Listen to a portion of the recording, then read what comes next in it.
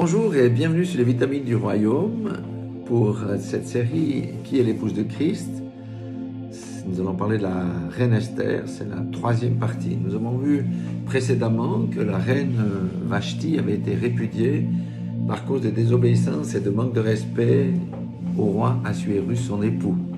Vashti, nous avons compris, représente l'église mondaine, soumise à elle-même, satisfaite de ses propres œuvres et faisant peu de cas des désirs de son époux. Par extension, cela représente aussi le chrétien tiède que le Seigneur va vomir de sa bouche, selon Apocalypse chapitre 3, verset 16. Sa répudiation, toutefois, permit l'avènement d'une reine parfaite, un complément parfait à son roi, digne, respectueuse et assumant son rôle de reine à la perfection, la reine Esther. Nous allons découvrir cela plus en détail dans cette vidéo. Nous avons aussi vu deux personnages importants. Jusqu'à maintenant, c'est Mardochée, l'oncle qui avait adopté Esther et qui l'a assisté jusqu'à son accession au trône, et même au-delà, si nous poursuivons cette étude. Le deuxième personnage important, c'était Hégai l'eunuque, en charge de la maison des femmes.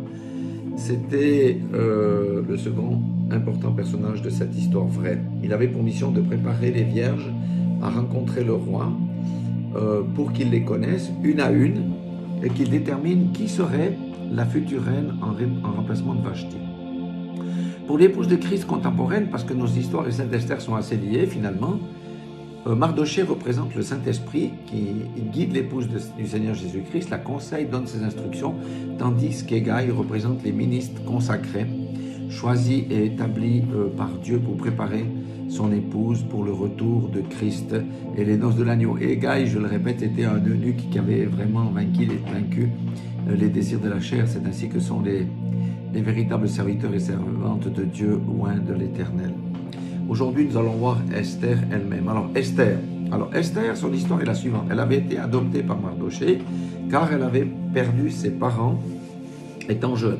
Et cette adoption est une figure spirituelle de notre adoption par Dieu lui-même.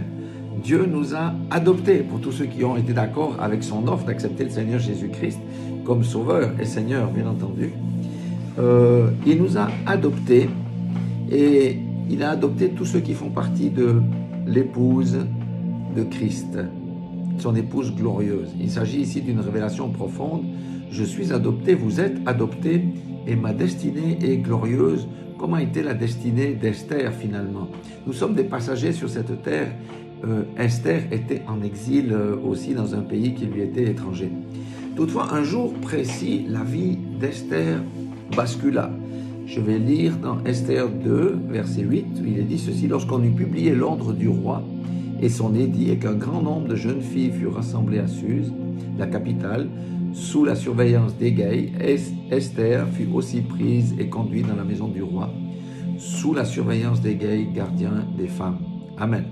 Imaginez une jeune femme déjà orpheline de père et de mère, que l'on enlève de son oncle qui l'a adoptée, que l'on sépare de ses amis avec lesquels elle avait commencé à se reconstruire, pour la conduire dans un univers mystérieux, clos, coupé de tout, et dans lequel elle est soumise aux contraintes d'une nouvelle vie. Certes, c'était le harem du roi, mais quand même, il y avait beaucoup de contraintes. Qui, dans son cas, n'aurait pas murmuré, élevé des complaintes, pleuré et gémissant sur son sort? Qui? Et c'est là un des aspects de la grandeur de cœur d'Esther. Elle a accepté son sort, mais surtout elle a su voir par la foi une issue positive qui ne manquerait pas de se profiler. Pourquoi? Parce qu'elle s'est nourrie de son origine juive et des exploits que son Dieu avait réalisés en faveur de son peuple en le faisant sortir d'Égypte par la grande porte avec les honneurs et en anéantissant Pharaon et sa puissante armée. Voilà les pensées d'Esther, un espoir fou entretenu à distance par Mardochée, son oncle, son seul lien avec l'extérieur. Esther a tiré exemple aussi de Joseph qui fut jeté en prison et mis au fer, et Joseph ne s'est jamais complaint, il n'a jamais murmuré, mais il a au contraire brillé de mille feux partout où il a été placé jusqu'à ce que son heure arrive. Alléluia. Ainsi en doit-il être de l'épouse de Christ lorsqu'elle fait face à l'adversité ou à des circonstances défavorables dans sa vie. Alléluia. C'est pourquoi une parole qui dit que tout concourt au bien de ceux qui aiment Dieu, lorsqu'on est dans l'adversité, nous devons nous accrocher à cela, nous devons nous accrocher à l'exemple de Joseph, à l'exemple d'Esther. Et en plus, 1 Thessaloniciens 5,16 dit ceci, « Soyez toujours joyeux, priez sans cesse. » Jacques 1,2 dit quoi? « Mes frères, regardez comme un sujet de joie complète les diverses épreuves auxquelles vous pouvez être exposés, sachant que l'épreuve de votre foi produit la patience, mais il faut que la patience accomplisse parfaitement son œuvre, afin que vous soyez parfaits et accomplis sans faillir en rien. » Amen. Ça, c'est la position de l'épouse face à l'adversité, parce que l'adversité ne manquera jamais vis-à-vis d'elle. Et nous verrons aussi les combats que la reine Esther a dû mener. Mais comment était perçue cette jeune femme qui allait devenir l'épouse du roi le plus puissant de ce temps-là? Et quel lien avec l'épouse de Christ pouvons-nous tirer? Esther 2,9 dit ceci. La jeune fille, il parle de Hégai, la jeune fille lui plut et trouva grâce devant lui. Il s'empressa de lui fournir les choses nécessaires pour sa toilette et sa subsistance, lui donna 7 jeunes filles choisies dans la maison du roi et la plaça avec ces jeunes filles dans le meilleur appartement de la maison des femmes. Mais on peut se poser la question, pourquoi Esther a-t-elle trouvé donc grâce auprès de Hégai, l'eunuque, le chef de la maison des femmes? Hégai était quelqu'un qui avait le choix puisqu'il était responsable de toutes ces vierges. Elles étaient toutes forcément belles, toutes magnifiques. Toutes belles puisque c'était le critère de sélection. Mais non, ce n'était pas la beauté telle que le monde la connaît qui a impacté Hégai. Esther a possédé cette beauté du monde, bien sûr, comme tant d'autres, mais surtout elle possédait une beauté intérieure qui rayonnait à l'extérieur. C'est ça. Elle avait une beauté intérieure qui rayonnait à l'extérieur et qui amplifiait encore sa beauté naturelle. Notez aujourd'hui la vaine poursuite de la beauté de l'apparat extérieur pour exister avec la chirurgie esthétique, les habits extravagants. Il faut se différencier des autres, les bijoux et ainsi de suite. Vous savez, l'épouse de Christ n'a aucun besoin de ces choses pour exister. Sa beauté intérieure suffit pour rayonner et faire rayonner la véritable lumière. Ça, c'est une vérité qu'on doit intégrer. Esther 2,15, troisième partie du verset, il est dit « Esther trouvait grâce aux yeux de tous ceux qui la voyaient. » Non seulement aux yeux de Hégai, mais de tous ceux qui la voyaient. Amen. C'est encore une réalité vivante pour l'épouse de Christ de ce jour. Elle trouve faveur parce que Christ rayonne en elle. Elle trouve faveur parce que son intérieur est pur, contenant de nobles pensées, de nobles motifs, qui se manifestent clairement à l'extérieur. Nous sommes une lampe, la lumière du monde, nous sommes le sel de la terre. Ceux qui appartiennent à Christ rayonnent forcément et une grâce est véritablement sur leur vie. Mais parfois, ils ne sont pas conscients de la lumière qu'ils dégagent et de la grâce dont ils bénéficient. Alléluia. Et cette grâce qui était sur Esther, le roi Assuérus lui-même va la percevoir. Mais aussi, je dois dire, avec la grâce vient aussi l'adversité. Et nous en reparlerons dans la dernière vidéo de la série d'Esther, qui sera la prochaine. Mais avant d'en parler, il nous faut découvrir en quoi consistait la préparation que les vierges devaient suivre avant qu'elles puissent passer dans l'appartement du roi pour une nuit. Esther 2,12 dit ceci. Chaque jeune fille allait à son tour vers le roi Assuérus, après avoir employé 12 mois à s'acquitter de ce qui était prescrit aux femmes. Pendant ce temps, elles prenaient soin de leur toilette, 6 mois avec de l'huile de myrrhe et 6 mois avec des aromates et des parfums en usage parmi les femmes. Cette préparation pour rendre la Vierge d'une beauté exceptionnelle, gommant toutes les imperfections de la peau, adoucissant les contours de sa silhouette, de son corps, et lui donnant une odeur suave à nul autre pareil, est un type de la préparation spirituelle de l'épouse glorieuse de Christ qui marche dans la sanctification. Les 2 temps de 6 mois représentent la purification à la fois intérieure, par l'abandon des mauvais penchants qui se trouvent dans le cœur, tels que la jalousie, le non-pardon, la convoitise, l'orgueil, l'arrogance, la suffisance, et ainsi de suite, ainsi que la purification extérieure, qui se manifeste par l'abandon du langage grossier, inapproprié, des gestes malséants, des paroles blessantes et des comportements haineux ou que sais-je. Et à la fin de cette préparation, la Vierge était prête à recevoir son roi. Amen.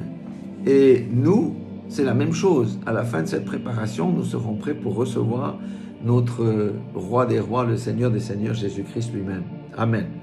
Donc, le cœur de la Vierge, on va dire de l'épouse de Christ, doit être pur. Ses motifs sont nobles, son langage et ses gestes sont empreints de douceur et de gentillesse. Alléluia. Et le caractère de l'épouse de Christ est celui de l'agneau, celui du service, celui de la générosité, celui du pardon, celui de l'obéissance. Il devient, à force d'être ciselé, le même que celui que Christ a manifesté au monde, ni plus ni moins que l'amour pour Dieu et l'amour pour son prochain. Voilà pourquoi on peut rayonner à l'extérieur, voilà pourquoi la reine Esther avait rayonné à l'extérieur. Avant de passer de la maison des femmes à la maison du roi, chaque vierge était en droit de prendre ce qu'elle voulait. Vous savez, on était dans l'opulence, c'était l'homme le plus riche de la terre à ce moment-là. Elle pouvait choisir un collier de pierres précieuses, des plumes d'autruche, un bracelet en or, différentes choses. Et les vierges voulaient ajouter un peu plus de prestige en prenant un de ces objets fabuleux pour séduire le roi, car elle savait que c'était le lendemain de cette nuit qu'elle allait passer avec le roi, qu'elle savait si elle avait été choisie ou non, comme reine ou alors comme concubine, ce qui était déjà une grande récompense en soi, mais évidemment, la position de reine est supérieure à toutes les positions dans la maison de Dieu. Voyons ce que Esther a fait, Esther 2,15, première partie du verset. Lorsque son tour d'aller vers le roi fut arrivé, Esther, fille d'Abichaïl, oncle de Mardochée, qu'il avait adopté pour fille, ne demanda que ce qui fut désigné par Hégaï, eunuque du roi gardien des femmes. Qu'est-ce que ça nous dit? Esther n'a rien pris pour ajouter à sa beauté, car sa beauté, c'était sa beauté intérieure qui a fait la différence. Son caractère, ses pensées nobles, son cœur pur et la conscience de sa position. Amen. Et par là même, elle a prouvé qu'elle a vaincu le monde. Vous savez, quand on commence à être détaché des choses du monde, c'est là qu'on a véritablement vaincu le monde. Elle doit être l'épouse de Christ. Alléluia. Dans la même conception des choses, dans le sens nous sommes attirés par les choses d'en haut et non plus par les choses de ce monde. Amen. Et le roi, comment il a réagi à ça? Esther 3,17, il est dit, le roi aima Esther plus que toutes les autres femmes et elle obtint grâce et faveur devant lui plus que toutes les autres jeunes filles. Il mit la couronne royale sur sa tête et la fit reine à la place de Vashti. Ça sera notre couronnement, le couronnement de l'épouse de Christ. Amen. Qui aura passé par tous les combats. Alléluia. Le roi ne s'est pas trompé, il a su discerner cette beauté intérieure de cette vierge-là. Il a su discerner que cette femme remplacerait avantageusement Vashti, parce que Vashti n'avait que la beauté naturelle. Non seulement elle était belle, Esther, mais surtout elle avait le caractère qui sait aimer et se faire aimer. Aucune des autres prétendantes ne possédait ces deux choses. Ainsi en est-il de la véritable épouse de Christ. Elle n'a pas besoin d'artifices mondains pour prouver quelque chose. Son cœur fait toute la différence et les autres le voient et savent que son cœur est magnifique, empreint de bonté, de vérité et d'un amour sincère. Alléluia. Souvent, ce sont les autres qui voient ça chez nous. Point de duplicité, de manipulation ou de mensonge qui sont des choses qui indiquent que quelqu'un a un autre père. Rien de tout ça, uniquement le fruit de l'esprit. Selon Galates 5,22 qui dit que le fruit de l'esprit, c'est l'amour, la paix, la joie, la patience, la bonté, la bénignité, la fidélité. Amen. Une autre facette aussi, ou trait de caractère de la reine Esther, fut son courage lorsqu'elle dut déranger le roi. Vous savez, quand une femme allait déranger le conseil des ministres ou quiconque, risquait la peine de mort si le roi ne lui tendait pas le sceptre. Et non seulement elle devait aller déranger le roi, mais elle lui annonçait qu'elle était juive, ce qu'elle lui avait toujours caché jusqu'à maintenant, et dénoncer Aman, qui était le deuxième personnage le plus important du royaume après le roi. Oui, il fallait beaucoup de courage, elle risquait sa vie, elle l'a fait. Vous pouvez le découvrir, tout cela dans le chapitre 4. Mais pour réussir dans son entreprise, elle a pris un jeûne sec de 3 jours que l'on nomme encore aujourd'hui le jeûne d'Esther. Elle a demandé à Mardochée et aux Juifs de l'accompagner aussi dans ce jeûne. Ainsi en est-il de l'épouse glorieuse de Jésus-Christ qui sait aller au combat en utilisant les armes spirituelles. Ça, c'est une marque de fabrique. L'épouse de Christ ne combat pas avec la chair. Un membre de l'épouse de Christ combat avec les armes spirituelles. Elle est devenue un spécialiste des armes spirituelles d'Éphésiens 6. Puis finalement, ce qu'il dit distingua Esther de Vashti, outre son caractère admirable, c'était son humilité, son sens du devoir et l'obéissance à Mardochée et à Hégaï, ça veut dire l'obéissance pour l'épouse de Christ, au Saint-Esprit et aux gens que Dieu mandate pour les élever et les amener à la maturité. Alléluia. Donc, comme je dis, de la même manière, l'épouse glorieuse de Christ est totalement soumise au Saint-Esprit à Dieu par son Saint-Esprit dans tous les aspects de sa vie et respecte les serviteurs et les servantes consacrés que le Seigneur met devant sa route pour l'édifier, la préparer, la débarrasser de toutes les tâches, de toutes les rides, de sa personnalité, de son caractère, l'orienter, l'amener à la maturité. Amen. C'est glorieux. Voilà. Nous arrêterons ici cette brève étude d'Esther, le prototype parfait de l'épouse de Jésus-Christ. Comme ultime conclusion, c'est bien entendu son règne aux côtés du roi Assuérus qui lui accorda sa grâce et sa faveur, et la reine Esther aussi accorda grâce et faveur pour le peuple de la reine Esther, les Juifs en exil, et ainsi Esther est devenue une bénédiction pour son propre peuple. Alléluia. Que le Seigneur nous fasse pénétrer en nous ces choses profondes. Point de murmure ni de complainte sur les circonstances de nos vies à l'image d'Esther et de Joseph. Prenons exemple sur eux. Une foi inébranlable dans la puissance de Dieu qui gouverne l'univers et qui est le maître des peuples pour transcender les épreuves et les circonstances défavorables dans nos vies. Une écoute et une obéissance sans faille du Saint-Esprit à faire la volonté de Dieu. Un respect pour toutes celles et ceux qui ont la charge de nous édifier et de nous amener à la maturité. Le courage d'aller au combat avec intelligence et sagesse en utilisant les armes spirituelles. Un cœur pur, humble, plein de bonté, un comportement remarquable et remarqué en toute situation. C'est le royaume qui doit s'exprimer au travers de l'esprit qui coule en nous. Et puis, encore une chose, ça va en faire 7. Gardons-nous, restons dans l'humilité lorsque l'élévation viendra, parce que comme Esther, elle va être élevée, l'épouse de Christ va être élevée. Voilà ce que je voulais partager à propos de la reine Esther. Et n'oublions pas que nous devons être une bénédiction pour nos frères, nos sœurs, mais pas que pour nos frères, nos sœurs, mais aussi pour ceux que nous côtoyons et qui ne connaissent pas Christ.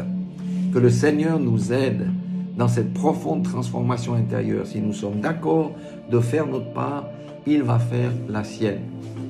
Voilà, merci d'avoir été jusqu'au bout. Ne manquez pas la dernière où on verra le combat contre les forces du mal en la personne d'Aman. Soyez tous bénis dans le nom puissant de Jésus-Christ de Nazareth. Amen.